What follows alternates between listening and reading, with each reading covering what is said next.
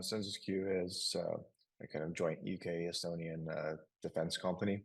We're unique in the sense that we're focusing more on the kind of smartness behind it. We're not producing like physical drones or weapon systems.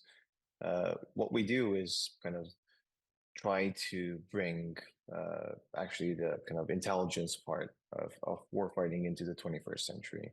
It's many people usually think that it's already very high tech, and there's as you see in the Hollywood movies, it's dashboards and things flying around. In fact, it's mostly kind of pen and paper or PowerPoint and Excel and Word documents, basically sending emails or using SharePoint, which the standard kind of office suites is what is mostly used. So it works. It's for a reason, but you think about what we see in Ukraine, for example. You have hundreds of drones, if not thousands of drones currently in the air, all of which are producing information. You have stuff from social media, you have things from satellites, and how do you actually manage all of this information, make sense of it?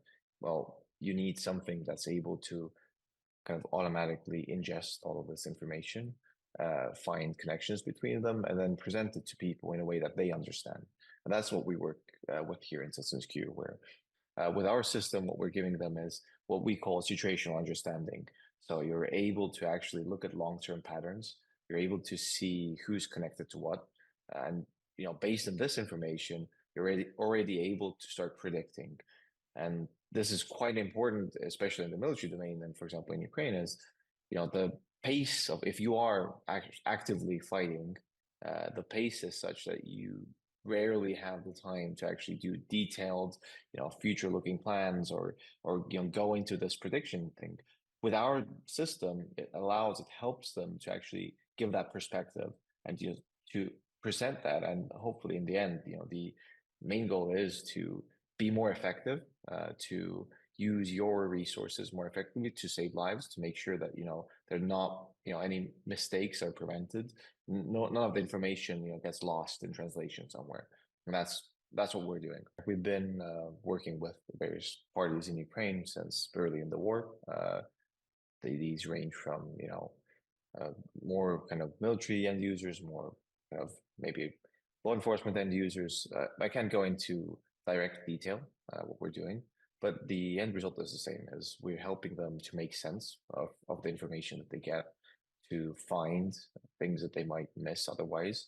So be those enemy movements or targets or whatever. There's multiple different end users who use the system for various purposes, and that's the beauty of it, that you can use the same system for be it tracking cyber incidents, be it tracking actual physical movements on the ground, is it air domain, land domain. It all works together, and it's the same system, which means you can break silos as well. It's not the information isn't stuck at one level. It can move up and down, and it can move between organizations when needed. So that's the short answer of it. There's multiple of them. They're working in different fields. We started before the full-scale invasion by Russia into Ukraine. We knew we had quite a good idea of what the kind of weak spots in intelligence work and the kind of military intelligence are. However, obviously, the lessons that we learned from Ukraine, and we are still learning, are invaluable. They've affected a lot of how the system works. There's some things that you cannot imagine. The pace of innovation in Ukraine is quite incredible. It's every few weeks, essentially, the meta of the war changes, and we continuously take those lessons learned and integrate into our software. And then the lessons that come from Ukraine also reflect in our end users and clients in, for example, NATO. So they get the latest information that we get from learning in Ukraine, and this is reflected to them as well. And that's the way we operate.